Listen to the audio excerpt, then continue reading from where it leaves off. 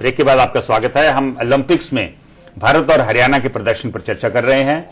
London Olympics में भारत को भले ही गोल्ड ना मिला हो, लेकिन जो सबसे शर्मनाक बात रही वो ये कि हॉकी में हम कुछ नहीं कर पाए। हॉकी हमारा राष्ट्रीय खेल है। पूरा देश लंदन ओलंपिक्स को याद रखेगा। ओलंपिक्स में मिले पहली बार 6 पदकों के लिए और हॉकी में मिली पहली बार 6 हारों के लिए। बहुत ही शर्मनाक बात है ये, यानी कि 12 टीम्स ओलंपिक में पार्टिसिपेट किया और इंडिया फर्स्ट टाइम हिस्ट्री में भी 12 नंबर पे आया। ओलंपिक्स में भारतीय खिलाड़ियों के खेल ने भी सबको निराश किया। मैदान पर की गई गलतियों का नतीजा ये रहा कि 6 मैचों में भारतीय टीम के खिलाफ विरोधियों ने 21 गोल दाग दिए। जितने भी पेनल्टी कॉर्नर हमने दिए हैं वो इतनी सिली मिस्टेक्स दिए हैं, और पेनल्टी कॉर्नर डिफेंडिंग पूरी हिस्ट्री में जितनी खराब इस बार थी मैंने आज तक पहले कभी नहीं देखी। वहीं हॉकी संघ भी सवालों के घेरे में है और हर एक पूर्व ओलंपियन की जुबान पर है कि अगर हॉकी को बचाना है तो हॉकी इंडिया और इंडियन हॉकी फेडरेशन को एक करना ही होगा। सबके सामने एक बात एक्सपोज हो चुकी है, अभी जो फेडरेशंस हैं वो पिछले 3-4 साल से कभी IHF कभी हॉकी इंडिया, इनके डिस्प्यूट की वजह से जो हॉकी का ओवरऑल सिस्टम है वो सारा खराब हुआ है।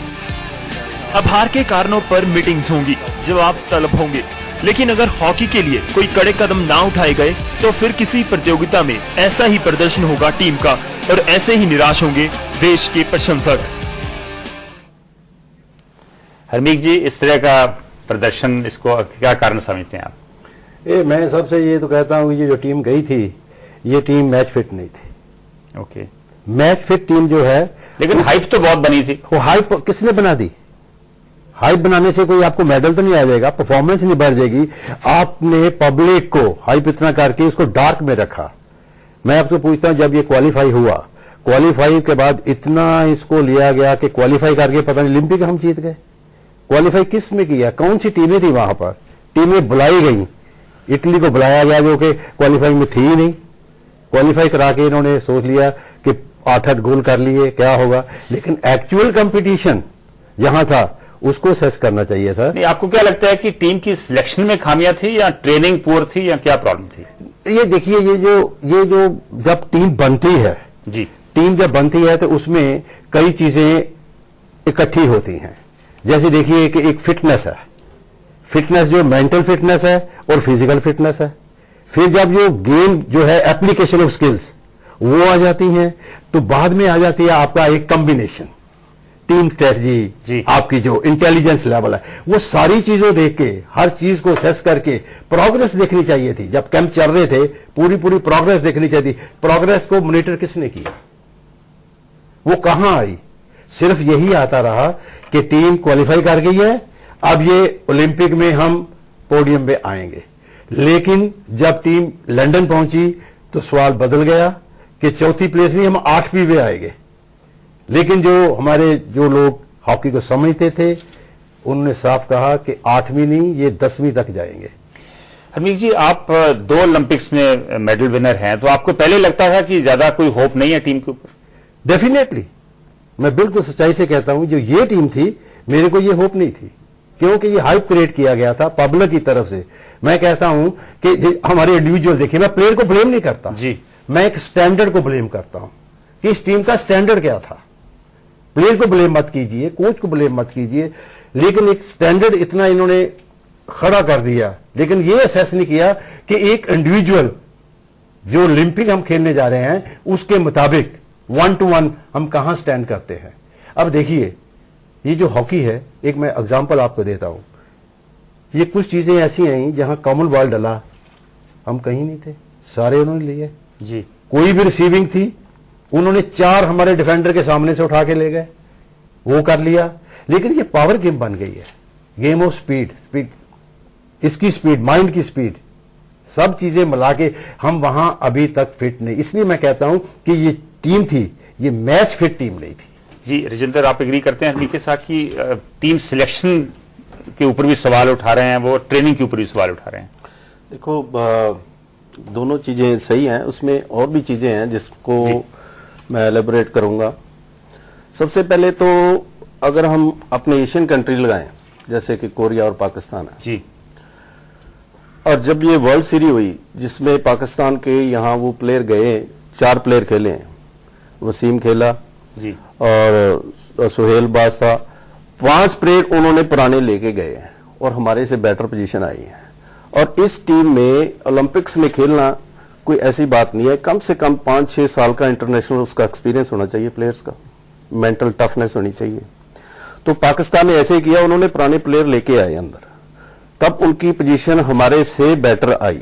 So the team should be a blend of experience and youth. बिल्कुल, और साथ साथ मैं ये कहूंगा, मैं जो कोऑर्डिनेशन है जो हमारा फॉरेन कोच का ये चला हुआ है, अब कितने सालों से हम फॉरेन कोचेस के ऊपर इतने निर्भर क्यों हैं? देखो ये एक हमारी जो मैनेजमेंट्स हैं, जो फेडरेशन है, इनके ऊपर ज्यादा डिपेंड करता है। जैसे कई साल पहले चार्ल्सवर्थ आए जी, उसके बाद फिर ये हमारे ब्रासा जी आए और उसके बाद ये कोच आए हैं, लेकिन किसी ने कोई परफॉर्मेंस नहीं दी। और अगर आप देखो तो एशियन कंट्री में कोई भी फॉरेन कोच आया सिर्फ पैसे लेने के लिए आया। मलेशिया में भी ये हाल हुआ। तो क्या वापस इंडियन कोचेस के ऊपर रिवर्ट करने की जरूरत है? डेफिनेटली, इनके बगैर नहीं आएगी। बिल्कुल बिल्कुल नहीं आएगी। चाहे 4 कोच आता है तो आप उसको इतना फ्री हैंड दे देते हो सिलेक्शन पे, किसी काम पे भी, लेकिन जब इंडियन कोच आता है तो आप देखिए कि उसके बराबर आप उसको देते क्या हो, एक रिस्पॉन्सिबिलिटी। लेकिन जब रिस्पॉन्सिबिलिटी वो लेने को तैयार है, लेकिन बाद में आप उसको इतनी इंसल्ट करके निकालते हो, सैक वर्ड आप यूज करते हो, कितने कितने किस तरह के ब्लेम करके निकालते हो। लेकिन इस दफा जो ओलंपिक की टीम आई है, इसने तो रिकॉर्ड क्रिएट कर दिए। हम कभी बेल्जियम से नहीं हारे थे, साउथ अफ्रीका से नहीं हारे थे। अब देखिए कितने कितने गोल हुए और कहां टीम कहां स्टैंड कर रही है। और आप किसको I agree running out of time. Professor Virendra, ये बताइए, हरियाणा की जो विमेंस हॉकी टीम है काफी अच्छी टीम है, इनफैक्ट शाहबाद सेंटर से काफी अच्छे खिलाड़ी निकले हैं। कोई मेंस हॉकी के लिए भी कोई प्लान है आपका? मेंस हॉकी में हमारे लड़के हैं, जैसे अभी खेल रहे हैं 2 तो संदीप सिंह खेल रहा है, सरदारा सिंह खेल रहा है। हमारे लड़के बीच बीच में आते रहते हैं। भरत शिकारा था पिछले उसमें कॉमनवेल्थ में। जी राजेंद्र, पंजाब डिप्टी सीएम ने एक 400 करोड़ का प्लान अनाउंस किया है हॉकी के रिवाइवल के लिए। आपको लगता है कि वाकई हॉकी की रिवाइवल ऐसे प्लान से आ सकती है? देखो, प्लानिंग के साथ साथ अगर प्रैक्टिकल काम हो तो वो ज्यादा अच्छा होगा, क्योंकि प्लानिंग बहुत होती है हमारे देश में, लेकिन उसके ऊपर जो प्लानिंग के ऊपर इफेक्ट करना, जो उसको इम्प्लीमेंट करना, उसमें बहुत सी प्रॉब्लम आती हैं। प्लानिंग तो बहुत हो जाएगी। हम एक सेंटर नहीं यहाँ स्पोर्ट्स अथॉरिटी का खोल सके। पिछले कई साल से स्पोर्ट्स अथॉरिटी ऑफ इंडिया ये ट्राई कर रही है, अभी पंजाब हमारे को जमीन दे, हम अपना नॉर्थ का यहाँ सेंटर खोल लें, तो वो अभी तक तैयार नहीं हुआ। अब उसके ऊपर बहुत प्लानिंग चली है, पिछले 4, 5, 6 से कई सालों से ये काम चल रहा है।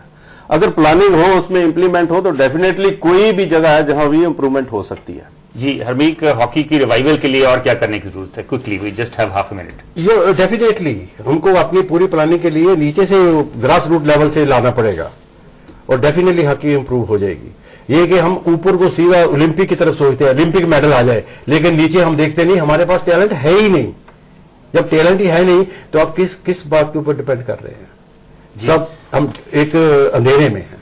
जी चेतनप्रीत, इंडिया को एक क्रिकेटिंग नेशन माना जाता था। आपको लगता है कि जैसे लंदन में परफॉर्मेंस अपना आगे से बेहतर था, तो धीरे धीरे लोगों की दूसरी गेम्स के ऊपर भी रुचि बनेगी, इंक्लूडिंग शूटिंग?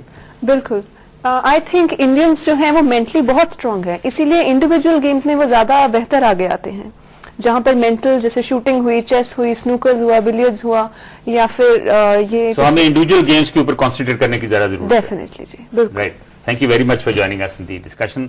लंदन में भारत का प्रदर्शन भले ही अच्छा रहा हो, लेकिन 1.25 अरब की आबादी वाला एक देश होने के नाते हमें ज्यादा बेहतर प्रदर्शन करना होगा। इसके लिए देश के दूसरे राज्यों को हरियाणा के नक्शे कदम पर चलना होगा। इसी के साथ आज का प्राइम यहीं खत्म होगा। नमस्कार, सत श्री अकाल, खुदा हाफिज।